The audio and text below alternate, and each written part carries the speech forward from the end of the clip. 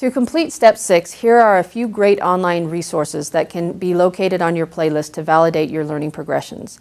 The University of Arizona, Engage New York, the Colorado Department of Education, and the Westminster Public Schools site. These were all great resources for our teacher teams as they built the initial progressions. Before finalizing your learning progression, ask yourself the following questions. Are the major building blocks in the learning progression addressed? Are they linked in a way that helps build understanding and skills? Do other teachers agree with the description of the progression? What is the research evidence for this progression of learning? One of the first things you'll do with your learning progression once the year has started and you have a student list is to analyze your student data in Empower to determine student placement within the learning progression you have developed.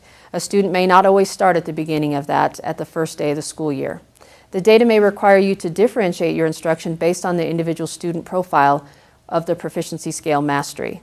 The theme-based progression steps tool we discussed earlier will provide guidance for scaffolding the learning across multiple levels within one theme to personalize your learning. You have completed Module 2.